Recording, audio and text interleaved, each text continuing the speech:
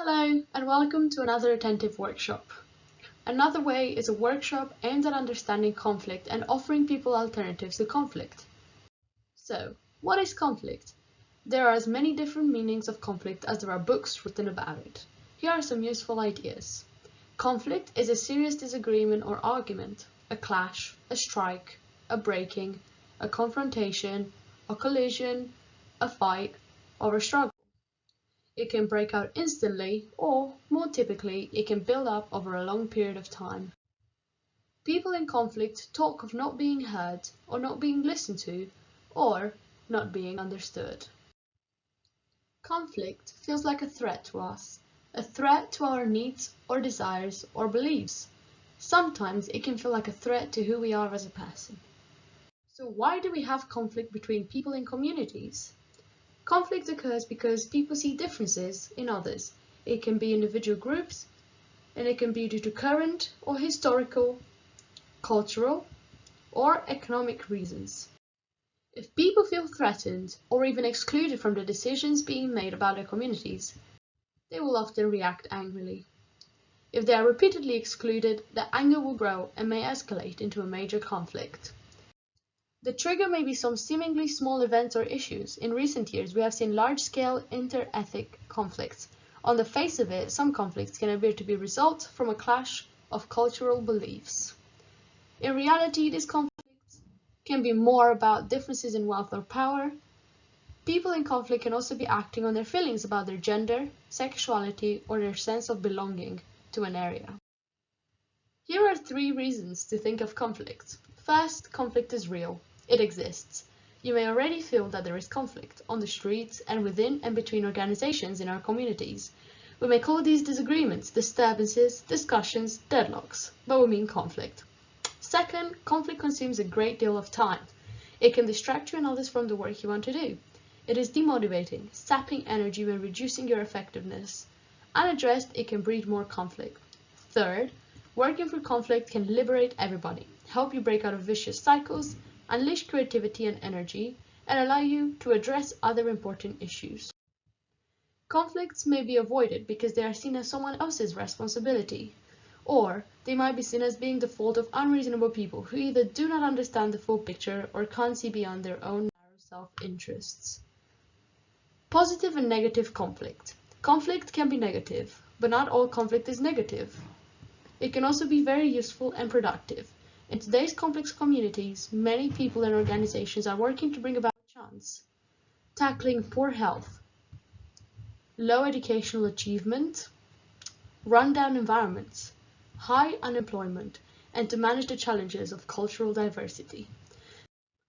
But changing things usually brings about conflict because there will be different views between different groups involved, within and between statutory organizations, within and between different communities, between young and old, men and women, between people of different culture and faith.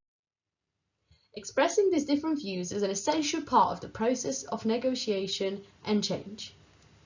Disagreeing with the way things are is an important part of being a responsible member of society, and it is important for people to have an opportunity to express their views in a safe space without fear of condemnation.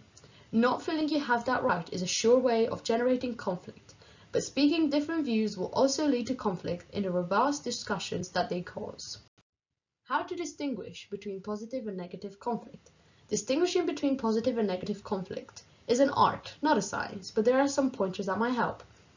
First, and most obviously, if there is a physical, verbal, or emotional violence, you are into negative conflict. Violence is taking place if you or anyone with you answers yes to the question, do I feel threatened in the situation? In this case, get away from the situation and ensure that others are also safe. Second, has the issue that is causing the conflict been discussed endlessly before? Have you been round and round it and we are getting nowhere? Then you have negative conflict. Do you or do other people say that after the discussion you feel bad, lessened, or exploited? This is a good indication of negative conflict. Conflict stage. Conflicts generally go through different stages, although not all will go through every stage and they do not necessarily go through them in the same way. But it can be useful to think about conflicts in stages. One way of describing these stages is as The pre-conflict stage, where tensions are rising due to often unexpressed differences and people often avoid each other. The confrontation stage, where one group will begin to confront the other with demonstrations of anger. The crisis stage. This is a time of peak confrontation with clashes and open hostility. The outcome stage. Immediately after the crisis there will be some outcome. One side may win or lose. There may be some negotiation and perhaps mediation. The levels of confrontation will decrease. The post-conflict stage. This is where actions are taken to build relations between those who are in conflict in order to return the situation to one of normal relationships. Where this does not happen, conflict can escalate once more. Trust building. There are ways of building trust. First of all, be open and honest. Playing games and hidden agendas undermine trust. Treat people as your equal. Treat everyone with respect. This means turning up on time for meetings, not cancelling meetings at short notice, turning off mobile phones, giving people full attention. Listen. Talking is easy. It is listening that is hard. Treat what people say seriously. If you don't agree, say you don't agree and why. Try to see their point of view, even if you don't agree. Treat confidentiality seriously. A useful tool here is what we call Chatham House Rules.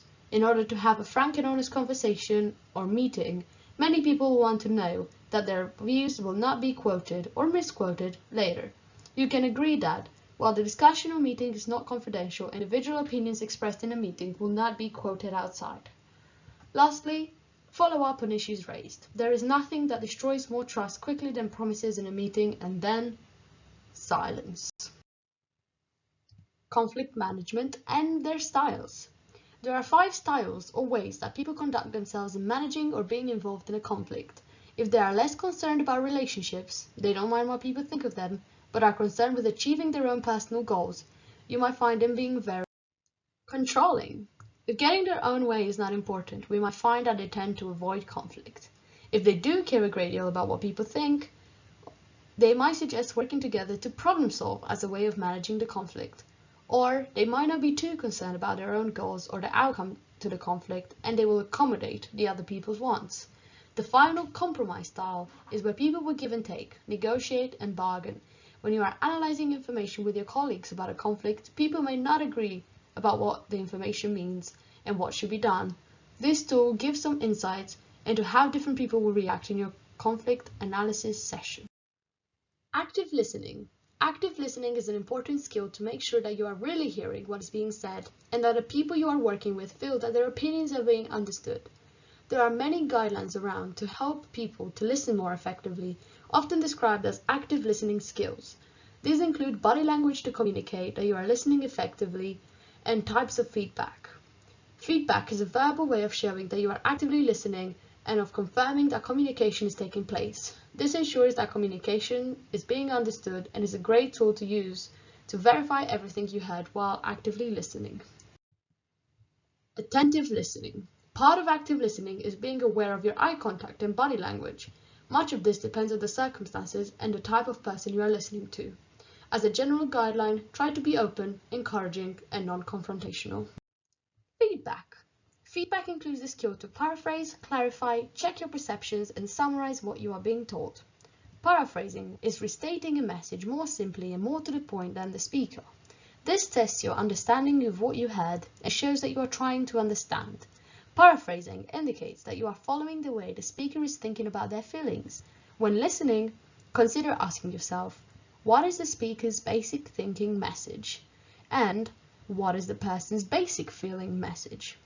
Summarizing is pulling together, organizing, and integrating the major aspects of what is being said directly and indirectly. This includes issues that seem to keep appearing and emotions that arise. Include the facts, issues that keep appearing, and emotions that arise. Put these into 3 board statements. This creates a sense of accomplishment in the communication and creates the basis of discussion. The value of mediation. Mediation is able to unblock and resolve conflicts. Here are some of the reasons why it is effective. It helps build an understanding of why the conflict is taking place rather than to blame it on the failings of individual people. It can get to the deeper causes behind conflict. It gives everyone the chance to have their say and to be heard.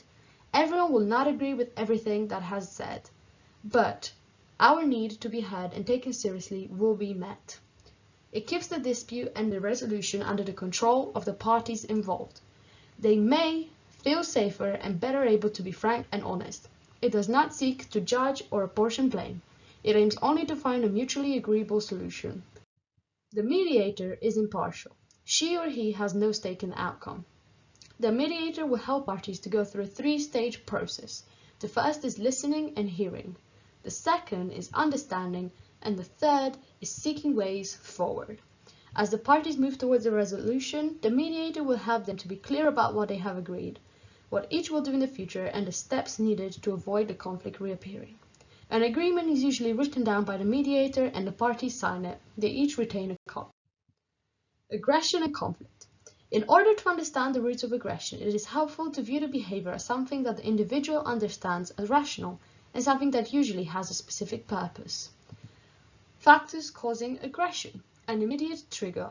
A particular situation has led to confusion, anxiety, frustration, fear, humiliation, jealousy, lack of personal space, or excitement. Personal background. The person's behavior may be connected to past experience as a victim of abuse, ill health, isolation, low self-esteem, or illness. And lastly, social pressure. People often get caught up in trying to live up to the social expectations, in testing limits and establishing a pecking order. They might want to challenge boundaries or rules set up by others. Without some level of understanding, there is little chance of getting them to change the way they behave. Here are 3 things to do when dealing with conflict. Firstly, avoid lecturing, threatening, arguing, shaming, blaming, labeling, and negative body language, such as moving into personal space, using body size or height to intimidate, straightforward, square-shouldered body stance, arms crossed, unrelenting eye contact, fist shaking or clenching, or finger pointing. Secondly, attempt to reduce anxiety and not to provoke it. For example, some people use well-rehearsed statements called de-escalation scripts to prevent them from saying the wrong thing. These are particularly appropriate when dealing with young people. For example, say the person's name, if you know it. I can see and describe the immediate problem. For example, you are angry at name/situation. I am here to help. Talk and I will listen. Let's go and offer an alternative situation. Thirdly, use positive body language. This means keeping a comfortable physical distance, moving into a sideways stance or stepping back, keeping intermittent eye contact, not glaring, relaxing your body posture and having the palms open. Now we have understood conflict and solutions to conflicts. We want to talk about some of the tools we will offer as alternatives to getting involved in conflict situations. For example, playing chess.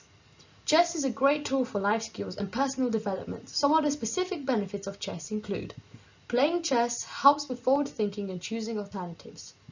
It improves your memory, helps people to learn, to be calm and to focus, and therefore helps with mental health issues. Helps develop your problem-solving skills, builds your self-confidence, provides an alternative to people getting into conflicts, brings people together, and teaches you that actions have consequences. As well as chess, we will also direct people to get involved in street dance, martial arts, and also to develop their life skills. Thank you. You have been listening to Attentive. Have a lovely rest of the day.